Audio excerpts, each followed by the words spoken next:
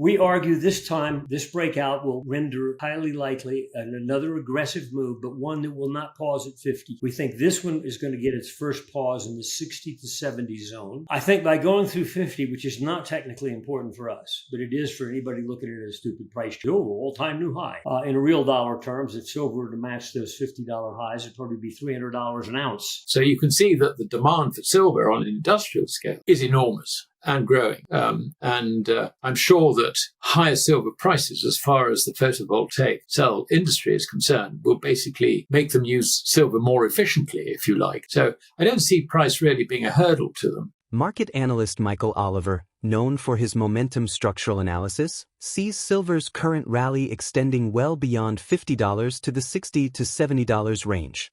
His analysis suggests this movement represents a fundamental shift in market structure rather than a temporary spike. The metal currently faces key resistance around $41 to $42, but Oliver believes breaking this level confidently could unlock the path to $50. To contextualize these targets, he notes that silver's previous $50 high would equal roughly $300 per ounce in today's inflation-adjusted terms, highlighting the dollar's diminished purchasing power over time.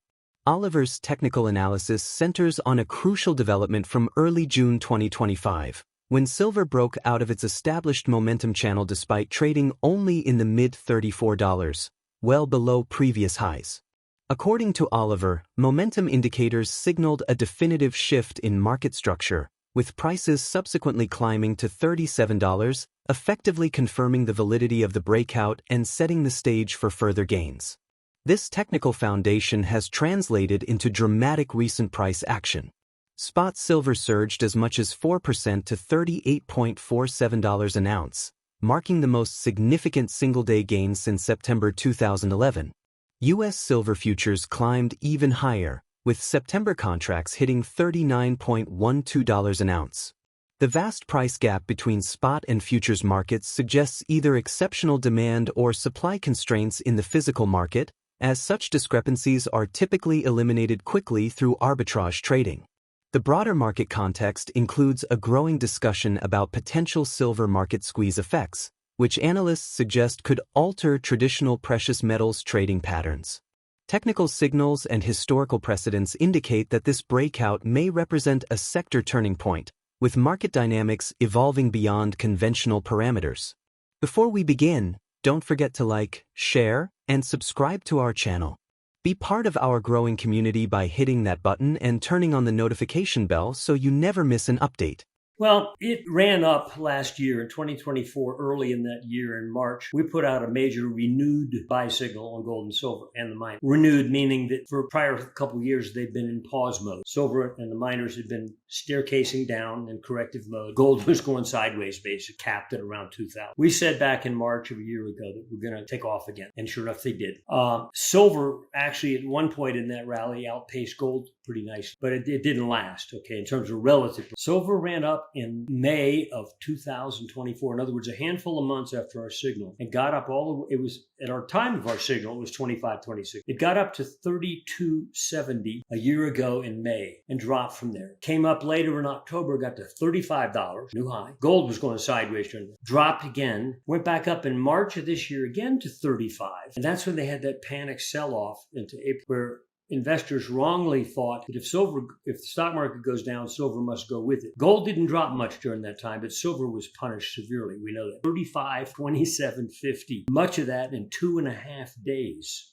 Then it exploded right back over 30 and has worked its way up. Now we're at 37, either side of 37 for the last several weeks. That process in price where we basically, you could draw a line sideways from May of last year through a month ago. We've been above it and below it, but basically just violent oscillations. So it was really sideways. That was a corrective pause in price. And for momentum, our long-term momentum, it had a corrective pullback, where on the momentum chart, you could see a tube where momentum readings just kept zigzagging, but downside in this very clear technical tube. Parallel channel. In June, early in last month, we crossed up through that momentum channel. Price wasn't making a new high, wasn't back above the 35. But in the 34s, momentum said, I'm out of here. Boom, got up to 37 now recently. So it's broken out. That is the beginning of what I think is likely to be a couple quarter long, 5 or so months of upside, and likely to be very aggressive. Similar behavior occurred back in 1979 when silver exploded to 50. Also in 2010, the $25 to $30 level before silver exploded to 50 again. We argue this time this breakout will render highly likely another aggressive move, but one that will not pause at 50. We think this one is going to get its first pause in the 60 to 70 zone, well above the old idiot highs. I call them idiot highs because really you didn't spend any time up there. It was like phantom, it's like a day or two. Thin air. I think by going through 50, which is not technically important for us, but it is for anybody looking at it as a stupid price chart, it's all-time new high. In real dollar terms, if silver were to match those $50 highs, it'd probably be $300 an ounce in real dollar terms, underlying decay in the money unit. But I think that's likely to occur in the next 5 to 6 months, that phase of it. That is not the end of the bull. That's just the next thunderbolt. And during that time, I think silver will basically double in relative performance to what gold does during that. Silver is definitely going to be the better place to be. Alasdair Macleod, head of research at Gold Money and a prominent gold analyst focusing on monetary policy and global economics, has identified silver as technically robust following its breakout from a prolonged consolidation phase. Macleod views the precious metal as presenting a compelling entry point for investors who may have missed the earlier gold rally, positioning silver as an attractive alternative with significant upside potential. The current gold-silver ratio stands at 90.623, meaning it takes over 90 ounces of silver to equal the value of 1 ounce of gold. This elevated ratio has recently fluctuated between a high of 91.574 and a low of 89.544, reflecting gold's continued strength relative to silver.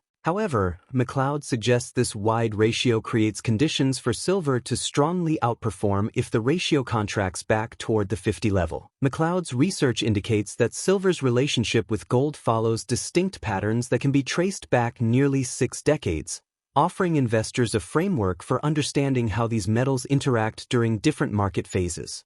Silver consistently starts to outperform gold after gold makes a decisive breakout and then retests its 200-day moving average. This pattern reveals a sequential relationship, where silver's outperformance typically follows, not leads, gold's major moves, offering investors a potential timing signal for entry. Let's get back to the video. The level of warehouse stocks in COMEX increased in silver at the same time as it did in gold. The difference is that warehouse stocks in gold have actually begun to decline, basically, as stands for delivery have been enacted. Now, the silver position hasn't declined. That is still pretty much at the maximum level of something like, I think, 500 million ounces, off the top of my head. And that is interesting. In other words, I think what the new owners of silver are doing, having stood for delivery, is that so far they've been leaving it in the COMEX warehouse system. Now, having said that, we don't actually know this for certain. It could be that silver is still going into the COMEX system. There's a delay in getting silver through. Let's face it. So, there could well be some silver still going into the warehouse system, even though the premiums on the futures are no longer really there. So that could be holding it up as, and covering, if you like, any withdrawals. But I think from the point of view of the new owners of silver, they're probably in less of a hurry to take it out of the vaults than new owners of gold bullion. I think that might be part of the explanation. Silver is interesting because as people gradually realize that the dollar is going down and other fiat currencies are going down with it, we're coming to the end of the fiat currency era after, 53 years. As they gradually realize that, I think they will also realize that a gold-silver ratio of 90, which it is roughly, is completely ridiculous. There is no premium, if you like, for its monetary use or its monetary qualities in the price. And not only that, but this is a background of 5-6 years of supply deficit, only matched, according to the Silvers Institute, by, if you like, sales or liquidity coming out of investment stock. So and also the industrial use of silver is just expanding and expanding and expanding, particularly with photovoltaic cells. I mean, they are everywhere now, absolutely everywhere. And China, of course, I think, makes something like 90% of them. India wants to get in on that act. So you can see that the demand for silver on an industrial scale is enormous and growing. I'm sure that higher silver prices, as far as the photovoltaic cell industry is concerned, will basically make them use silver more efficiently, if you like. So I don't see price really being a hurdle to them. Technically, it also looks very, very good. So, the chartists among your viewers, get out the chart, have a look at how the silver is performing relative to the moving averages, come out of a fairly long period of consolidation and is ready to rocket. And I think it's as simple as that. It's also, for people who feel they've missed gold, which is, if you like, an indication of their lack of understanding of what's going on. But if they want to get onto the gold bull market, then silver is a cheap way in. 90 ounces to 1 of gold, you've also got the potential that this could drop to 50, say, which means that silver would really outperform gold from here on. So, if you really want to get back into gold, having missed it, then, buy silver and then swap it for gold once the gold-silver ratio drops to a level which you think... Silver prices remain bullish, with strong technical signals pointing to continued upside. The recent breakout and the formation of an ascending channel support the view that silver is likely to extend its upward momentum in the months ahead. Silver is showing strong signs of an impending breakout, driven by solid technical indicators and rising industrial demand. With the gold-silver ratio still at historically high levels, silver has significant room to catch up. Is silver gearing up for a powerful rally that could outshine gold in the months ahead? Share your thoughts in the comments. If you enjoyed this video, don't forget to like, share, and subscribe. Hit the bell icon and turn on notifications so you never miss an update. Your support helps us keep delivering the latest market insights to you and the entire community.